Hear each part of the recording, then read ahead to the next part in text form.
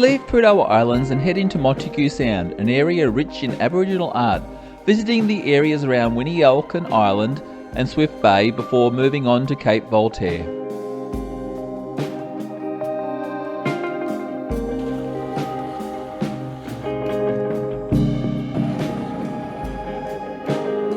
Heading past Winyalkan Island, we head towards Palm Island to anchor in the bay between the two islands.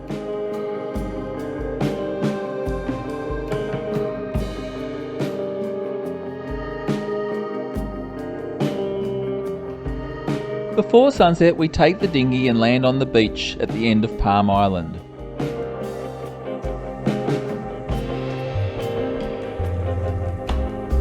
Following croc tracks up the beach, we look back and realise that we are being watched.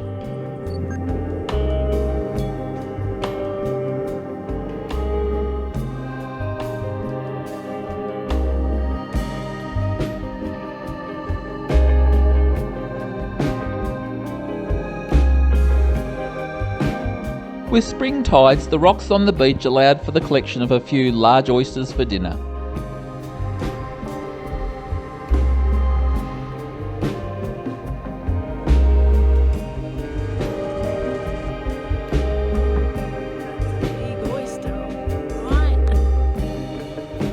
Our friends Mark and Dee on the motor cruiser Arrow arrive and anchor nearby.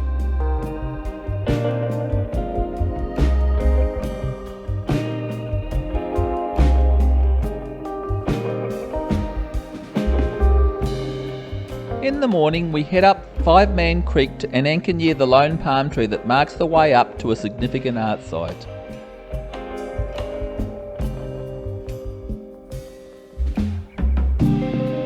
A bit of a climb brings us up to a large plateau with numerous rocky outcrops.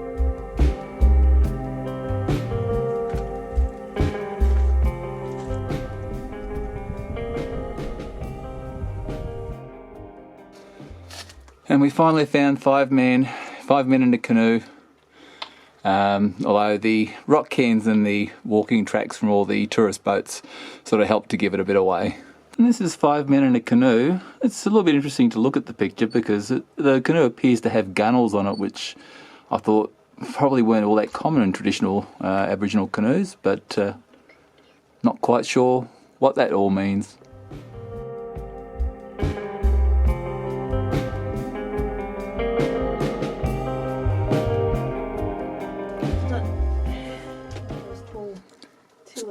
So do you think it's actually a sailing boat or a watercraft? Up this way, but then again it could be a whale. Yeah, I thought it would actually look more animal-like, but it's hard to tell.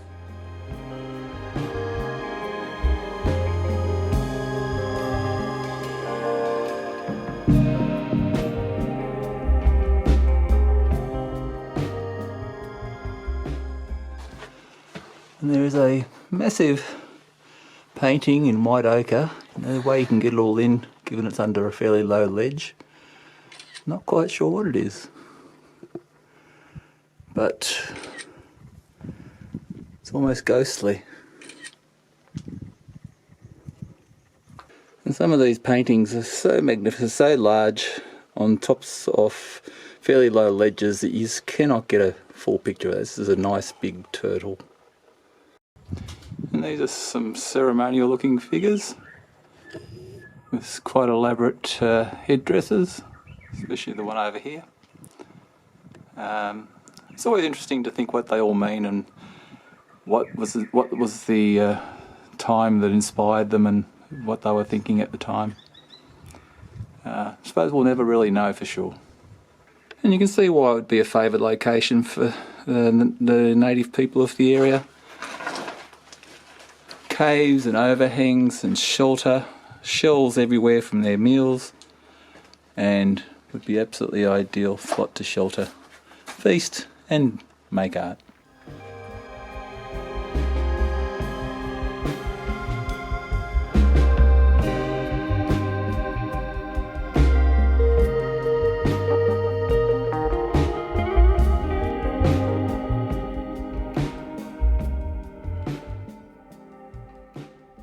Five Man Creek, definitely worth a look. You can see the country is really, really rugged, and there's quite a few really interesting rock paintings here, and the colour of the sea is just unbelievable. It's just a beautiful azure blue.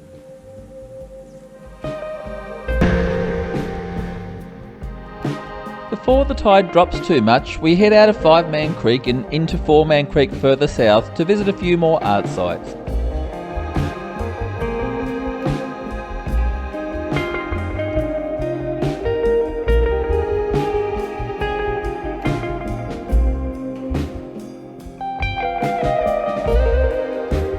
These kangaroos are one of the few art sites where art can be seen from your dinghy.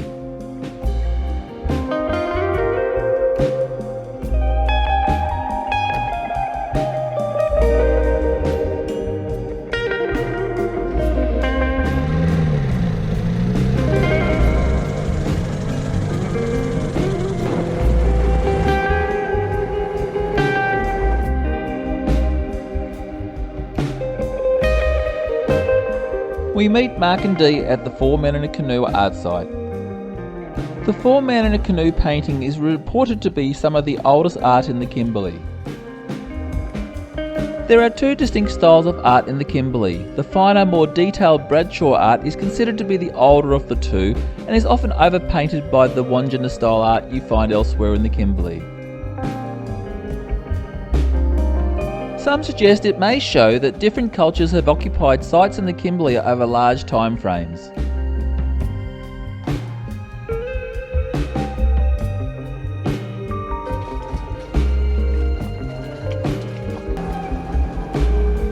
After a couple of days, we head out of the bay towards the rising sun and the Swift Bay area to the east.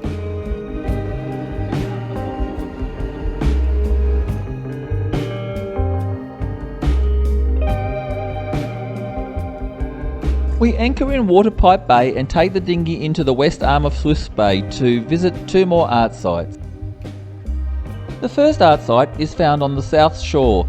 The second is on the north, but is accessed from the beach on the corner of Waterpipe Bay.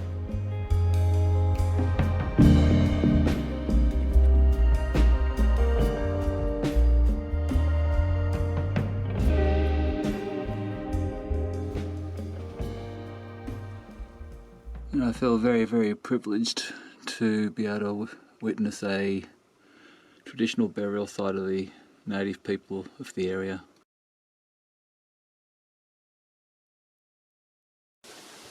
And this is a massive example of a Wandjina. Goes way, way under the ledge there.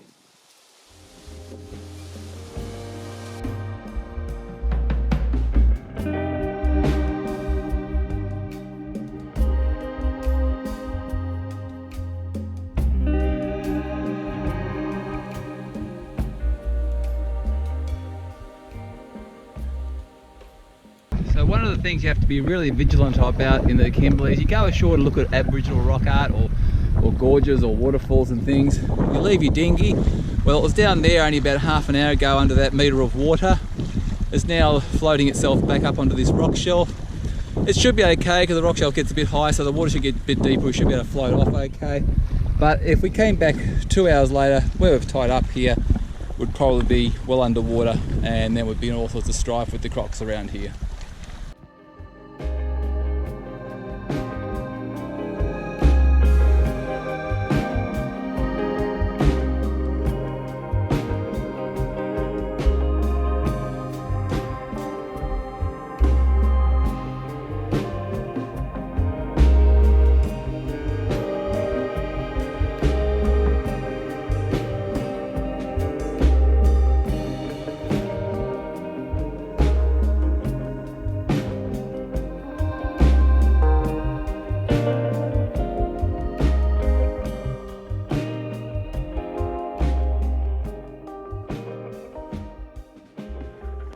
Quite a number of kangaroos here. There's a lot of overlapping of the artwork, so it can get a little bit confusing to actually know what you're looking at some of the time. This is just a great example of the amount of shells that you find around these sites, where they'd bring up their collected food from the mudflats and such and feast here on the shellfish whilst then doing some of their artwork as well, probably.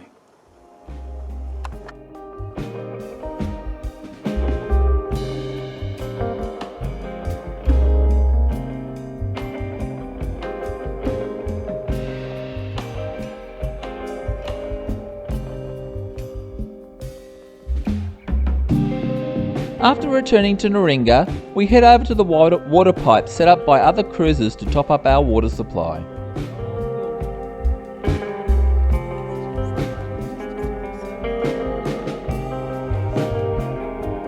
With only a very small trickle of water, it ends up being a very slow process. We up anchor and move over to the eastern anchorage the next day and take the dinghy to explore the creeks.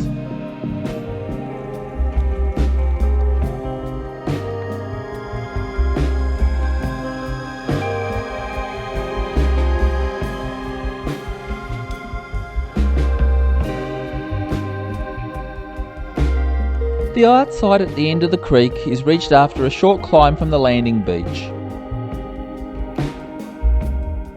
The art appears to be a mix of the two main styles of art, with one style often painted over the other.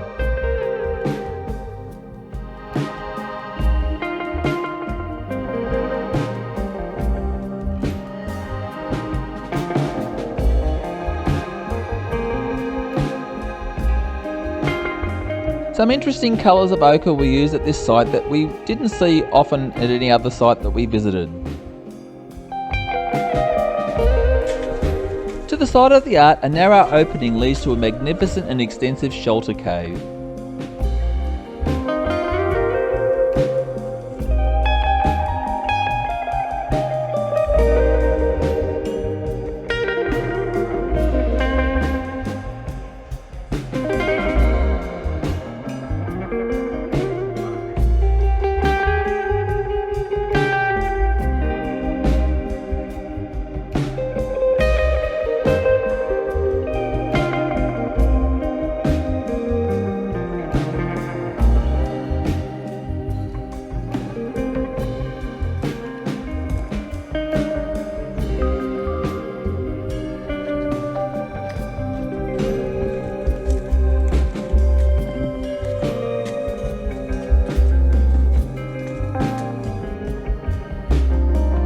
Further back on the eastern bank of Art Creek is another site, mainly of the Wandjina style of art.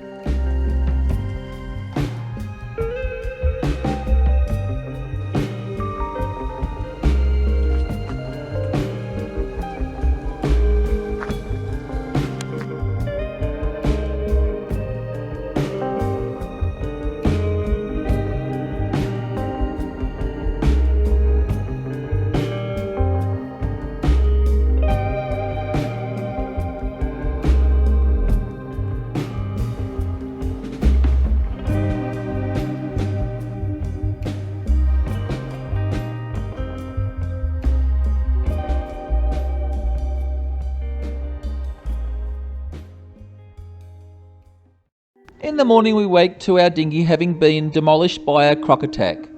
Shortly after carefully removing the outboard motors, fuel tank and battery from the sinking dinghy, the very large croc returned. Luckily by that stage I was no longer in the dinghy.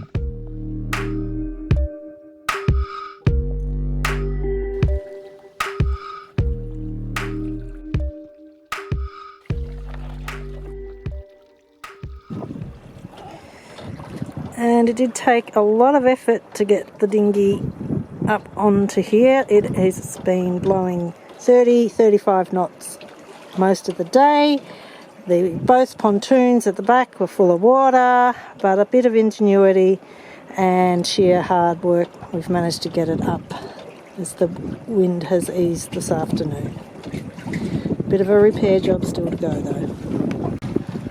This is the hole that one large and very mean croc did to our dinghy this morning. Fortunately we were not in it. This is only half of the damage. We should be able to fix it, but it's not been the best day in the Kimberley today.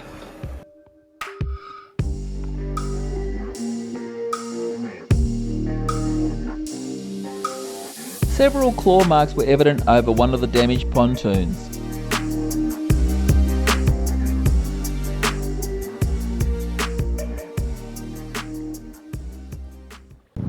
The damage on the other side is not quite so big, more than enough to fill up the pontoon with water. So we'll be fixing that hole tonight, which is on the top of the pontoon, which means he's either been a bloody big croc because there was two outboard motors on there, or he had two goes. We didn't hear it. We did see him later, and he was a big croc. Not fun. The repairs were done with a very large Hyperlon boat repair kit brought especially on the trip for this sort of attack.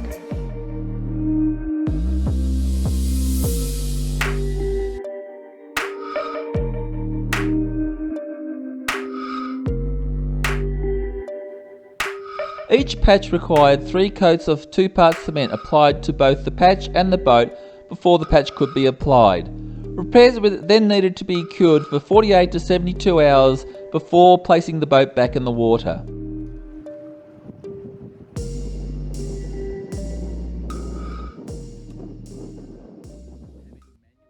Whilst waiting for the repairs to cure, our friends Mark and Dee offered to take us ashore to explore some lesser known art sites.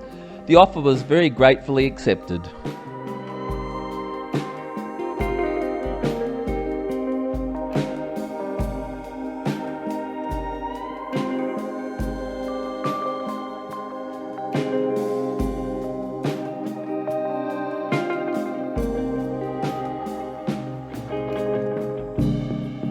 Three days after the attack on our dinghy, we inflated it once more to test our repairs.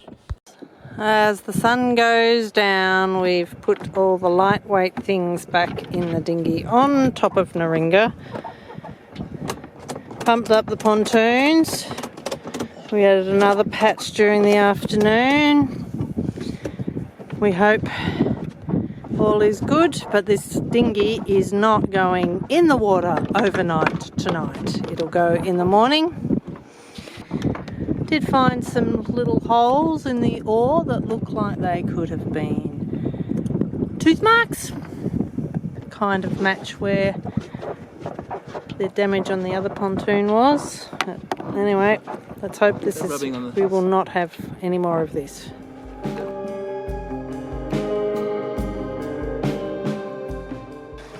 Dinghy repairs were all good bar one patch which leaked a bit. So we're crossing our fingers that it will only continue to leak slowly and we can just pump it up occasionally because we've run out of glue and hardener on our repair kit. How are you going, sailor girl? I'm just fine. Keeping us on course? Oh yeah, 9.9 knots from wherever the wind's from. Work that one out, yeah. So the wind's dropping off. No, it's 11 now. Oh, alright. Well, 10 knots of wind is better than no knots of wind. Travelling at 3 knots. Which is what we need to get to our next tidal flow whatsoever, just at the moment. That's where we need, how fast we need to go to get to our next point. With the dinghy in tow, we head out once again, north along the coast towards Cape Voltaire.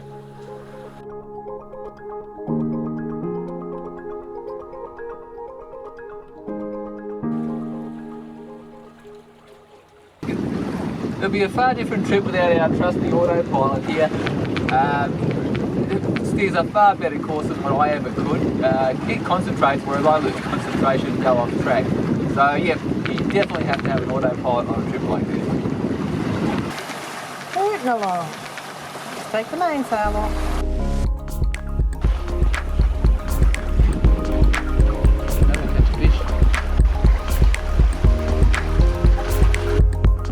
We head into the bay behind Cape Voltaire to anchor for the night, hoping to round the cape, renowned for its strong currents and rough seas in the morning.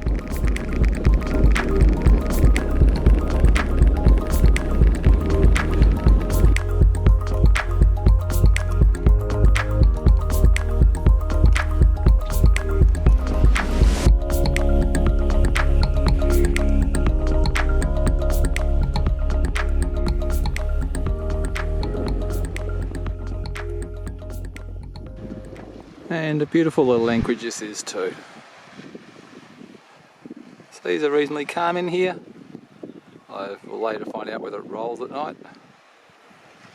Very pretty, lots of good scenery.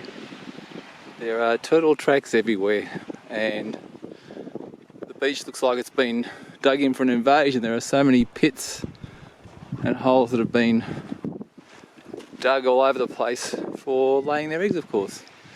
As you can see, all over the place there are these pits that have been dug.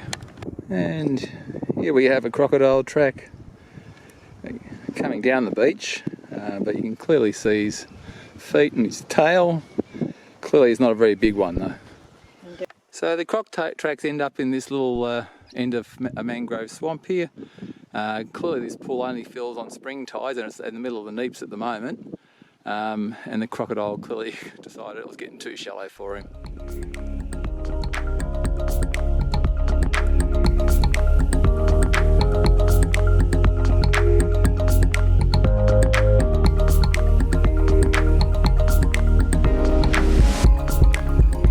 Leaving in the morning, we aim to round the cape at low water slack to catch the start of the flood tide over to the east.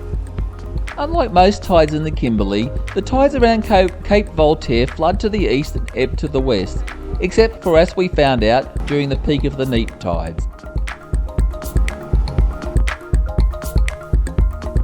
We head towards the rising sun and on into Admiralty Gulf and our next destination in the Osborne Islands.